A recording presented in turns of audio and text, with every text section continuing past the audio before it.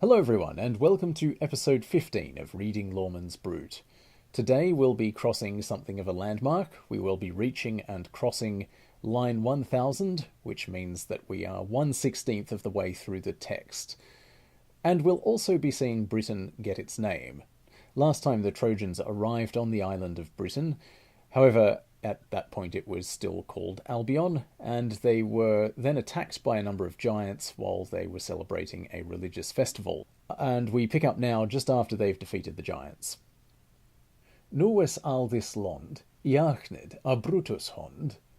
Daar hefde de Trojanische men overkommen here tenen. Daar waren her blíð, on here breast thonke. Daar makeden her hús, and hallethes sikere. Her makeden tunes, her tilleden on earthen. Cornes her suwen, meduin her mewen. Al her tilleden, as her to thuchten. For al hit was here achen, that here oversachen. This land was I hatten Albion, the Brutus kom heron. Da nolde Brutus namar, that hit swai hatten weer, ach schupte him noma, after himselven. Now all this land was taken into or possessed in Brutus's hand. Then the Trojan men had overcome their hardships or their injuries. Then they were joyful in their breast thought, in their hearts. Then they made a house or houses and made the warriors secure. They made towns, they tilled the earth, they sowed crops, they mowed or cut the grass in the meadows, so they cultivated the hitherto uncultivated parts of the land. They tilled or cultivated all as they thought to, so as they wanted. For it was all their own. And what is it? It's that, or what, they saw over. So as far as they could see, the land they owned. This land was called Albion when Brutus came here on. Then Brutus did not wish any more that it would be called thus. So he didn't want it to be called Albion anymore. But he shaped or made the name for it, it being the land, which is the pronoun him here, refers to the land of Albion, and the name he made after himself. He wesse hatten Brutus, this land he klepede Brutine, and the Trojanische men that temden hine to here after Brutune, Brutuns hem klepede, and jed the norme lasteth, and assumes stud klevieth faste. Brutus jef Corineum, there was his kemper dere, anadala of his londe, and sette hit him on honde. The lavert hecht Corineus, and that lond Corinee.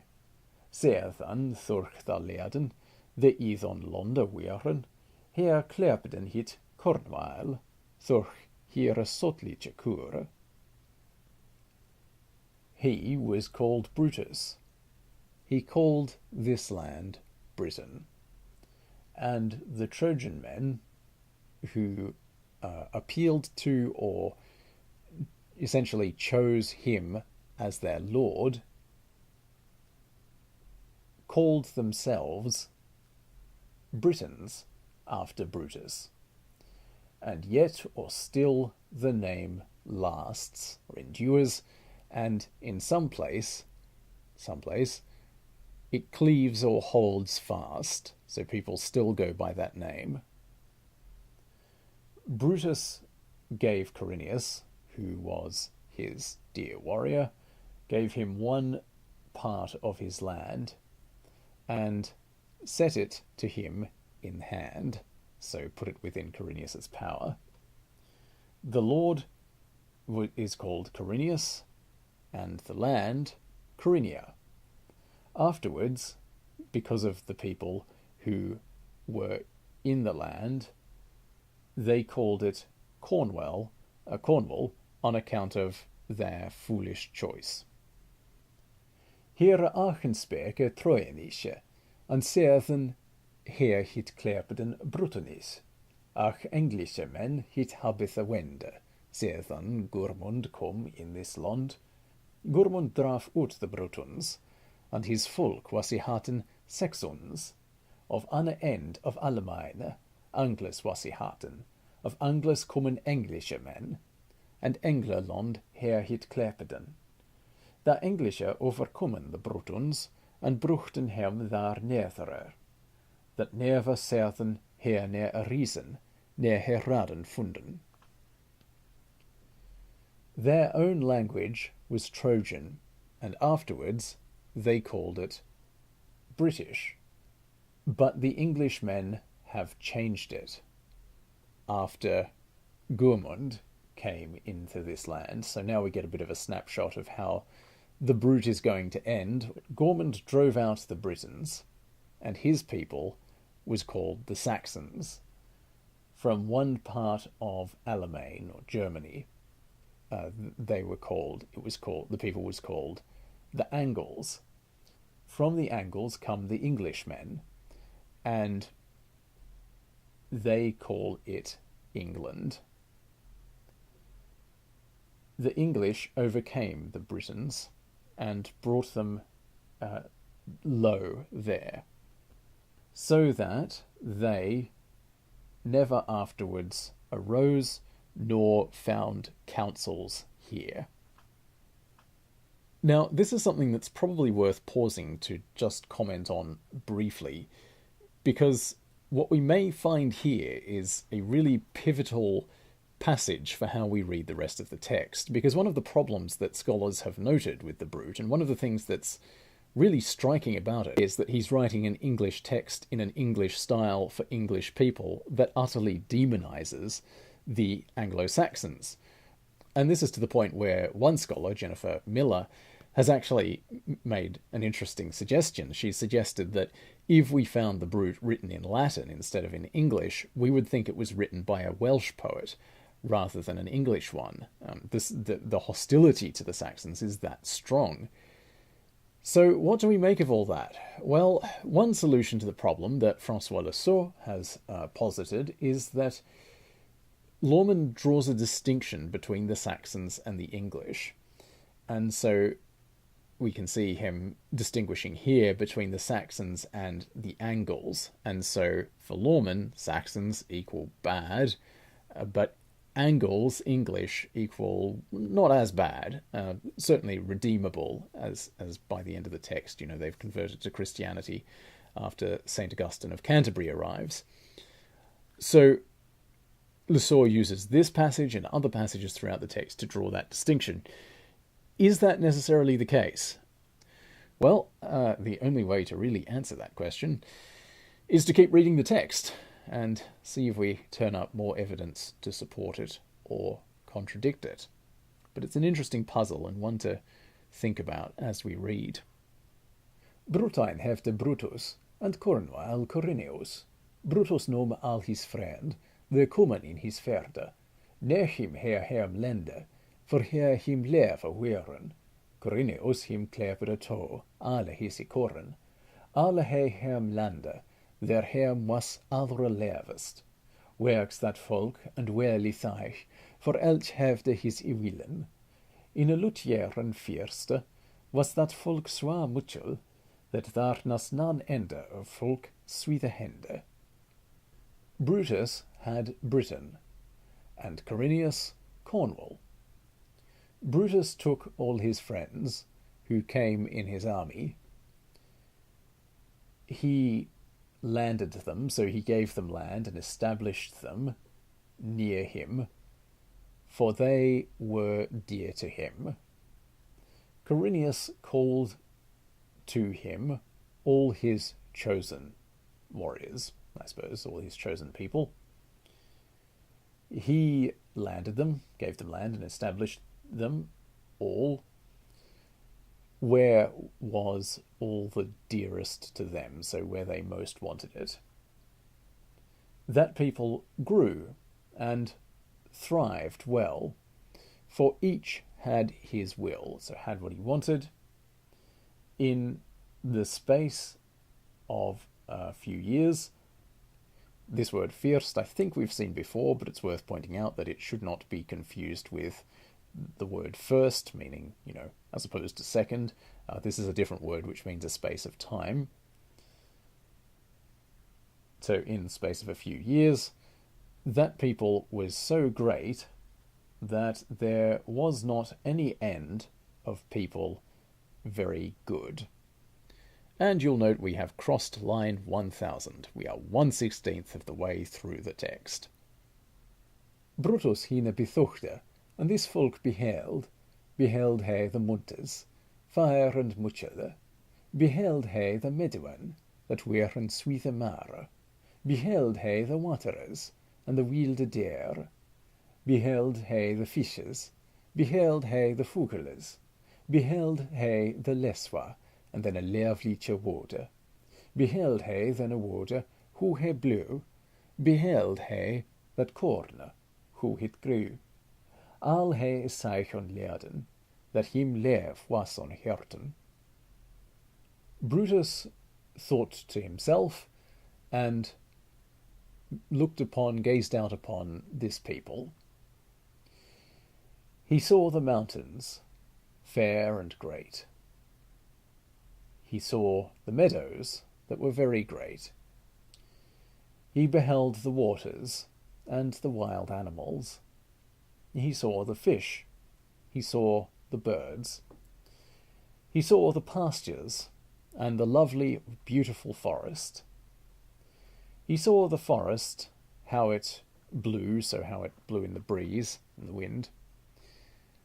He beheld the corn, how it grew, also the crops. Corn isn't maize specifically, it's just crops, the dominant crop in an area. So he beheld how the crops grew. All he saw among his people, that was dear to him in his heart. Daar bethuchte he on truchen, there his kun ten thuleden, and he liefde jern this land, and schouwde there leerten. He funde wunsum anne stude, upon anne watere, there he gon reren riche anne burge, mit boeren and mit halen, mit he staan wale. Daar the burg was he market, daar was he swethe mare. The burg was swethe welidon, and he here sette name on. He jef here to here tierfulne naam, troje the nieuwe. To munien he sekunde, gewoon he ikummen were. Then he thought upon Troy, where his people suffered injury. And he went throughout this land, and this is the word that gives us showed, but it means looked here, so he looked throughout the people, but here probably talking about the land occupied by the people. He found a pleasing or a beautiful place upon a water, where he raised up a great, a powerful, I suppose it could mean rich in our sense here, but that tends to be later. Rich comes from the Old English rite, meaning kingdom, so it could be a kingly city with chambers and with halls and with high stone walls. When the city was completed, then was he Brutus, and I take it this is referring to Brutus rather than to the city. The city burg is grammatically feminine. Now, it's possible that there's some flexibility there because grammatical gender is on the way out. But given that in the next few lines the city is going to be treated as grammatically feminine, I think it's best if we read this pronoun here as masculine, referring to Brutus. So, then was he very great. The city was very well arrayed, and he, Brutus, set its name on it. He gave to it its powerful or royal name, Troy the New, to remind his people whence he had come. Saith then the Leerden, longe thereafter leiden adoon then enoma, and trinovand her nemneden, binnen fele wintre, hitti werth seathen, that a ras of Brutus kunne, that was an heich king, lud was he hatten, das burg he lovede swithe, the king i their burg woonede, swithe fele wintre, he lette her lude klepjen, jond his leerd volke, hecht her nemnen kerlud, after thonne kinge, then cum other tier, and new tidinde. Dat men her klepden Lundin, overal was leerde. Afterwards the people, long thereafter, laid down that name, so they put aside that name of Troy the New, and Trinavant they named it. Within many winters, it afterwards came about that one arose from Brutus's family, so one of Brutus's descendants, who was a high or great king. He was called Lud, and we will be meeting him later in the text. He loved this city greatly. The king dwelt in the city for very many winters. He caused it to be called loudly throughout his people, that he commanded them to name it Caerlud, after the king. Afterwards came a different rule, or different authority, a new custom, so that men called it London throughout the whole nation. Ser then kommen Englischerman, and klepten her Lundene. Sedan kommen the Frencher, the mit fechte her bewonnen, mit hera leerd thue, and Lundres her hechten. Thus is das burg ifaren, sedan her erest was ireret. Thus is this eitlon igone from hond to hond, that alle the burges the Brutus i vrochte, and hier and over god the on Brutus die stod, berth swithe a felled, thurch warf of than volke. Afterwards, the Englishmen came, and they called it London.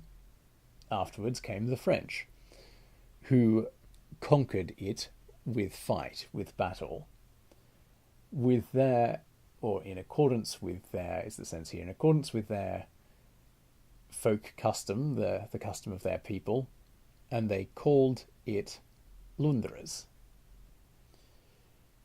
Thus is this city gone. It's gone or fared like this after it was first raised up or established.